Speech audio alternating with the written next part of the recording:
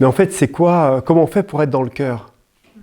On se dit, mais en fait, on me dit d'être dans le cœur, on me dit qu'il faut que je sois dans le cœur, mais en fait, qu'est-ce que ça veut dire être dans le cœur? Et c'est intéressant parce que très souvent, on donne des techniques pour être dans le cœur, on dit descendre dans le cœur, on ne sait pas si c'est le cœur physique, le cœur énergétique, est-ce que c'est une position dans laquelle on doit s'imaginer descendre des escaliers et aller se mettre dans la poitrine et de rester là et de maintenir notre conscience au niveau de la poitrine? Est-ce que ça doit être un effort particulier pour tenter d'amener ou de manifester des actes vertueux le plus possible en apparence, en essayant de maintenir un rayonnement un petit peu forcé, et ça veut dire être dans le cœur, etc., etc. Il y a plein de questionnements par rapport à ça. Alors que s'il y a bien une des choses les plus simples, les plus évidentes pour chacun d'entre nous, et dans lequel il y a le moins d'efforts à faire, c'est être dans le cœur. En fait, on est dans le cœur tout le temps. Et on fait des efforts pour ne pas l'être.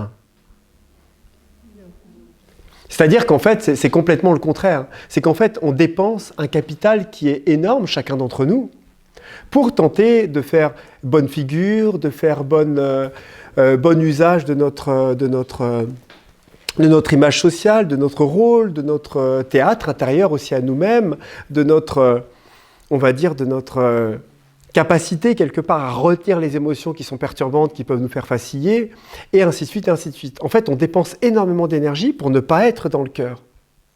Et on s'imagine qu'il faut faire des efforts pour être dans le cœur. On dit, il faut que je fasse encore plus d'efforts pour être dans le cœur. Alors qu'en fait, non. C'est-à-dire que si on faisait moins d'efforts pour ne pas être dans le cœur, et on acceptait d'être ce que l'on est un petit peu plus quelque part, et bien forcément, naturellement, il y a quelque chose qui pourrait émerger, on va dire, d'une manière beaucoup plus évidente. Et la question, quand Serge m'a posé la question, donc en fait, c'est quoi être dans le cœur? Avec sans doute, en fait, la vision, avec sans doute, dans la mémoire, le souvenir de la méditation qu'on a fait, de descendre dans le cœur. On dit, voilà, prenez le temps juste de descendre dans le cœur. Et en fait, il y a deux choses. Il y a parfois, au niveau vibratoire, au niveau énergétique, dans notre posture, on est capable de descendre profondément et de se sentir chuter en fait en arrière-plan, de descendre dans un espace qu'on a déjà plus ou moins conquis, qu'on connaît, qu'on peut ressentir, qui vibratoirement et énergétiquement, on sent qu'on peut descendre et nous y mettre. Mais il y a une chose encore beaucoup plus simple, à un certain niveau, on est dans le cœur quand on aime et quand on accepte d'aimer. Je donnais l'exemple, imaginez la personne que vous aimez le plus au monde. Ou alors même si c'est un animal, un chien, un chat, n'importe quoi.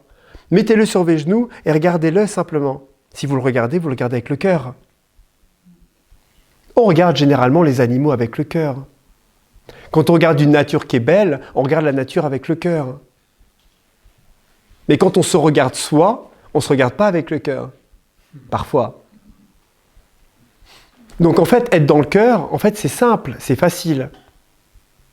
Ce qui est difficile, c'est de lutter ou d'abandonner tout ce qui nous empêche de ne pas être dans le cœur. C'est ça qui est difficile. On ne perd même pas une milliseconde d'effort quand on nous donne un tout petit chat tout mimi qu'on a envie d'embrasser, ou un chien qui est là, qui est gentil, et on sent, et même si c'était le chien de quelqu'un qu'on n'apprécie pas forcément, et d'un seul coup, on ouvre notre cœur à lui. Vous savez ? Imaginez même votre... je ne vais pas prendre l'histoire de voisins, parce qu'il y a plein de gens qui ont un problème avec leurs voisins et leurs chiens, tu vois. Mais imaginons même un mec qui a créé des problèmes, etc. Et vous voyez un chien d'une bande, entre parenthèses, et quelqu'un que vous seriez en conflit, etc., qui se perd et qui vient dans votre jardin. C'est vraiment, vous le regardez en tant qu'un chien, en tant que tel, sans rentrer dans le truc de l'assimiler et de le mettre dans le même cocon, parce que ça, c'est complètement mental, égotique. Mais simplement, il y a quelque chose qui s'ouvre automatiquement. C'est comme un enfant. On regarde un enfant, on est dans le cœur. Un petit enfant comme ça de 4 ans qui vous agrippe comme ça le truc et qui dit mais pourquoi t'es moche toi? Tu sais, et t'es là et, tu vois, t'es surpris.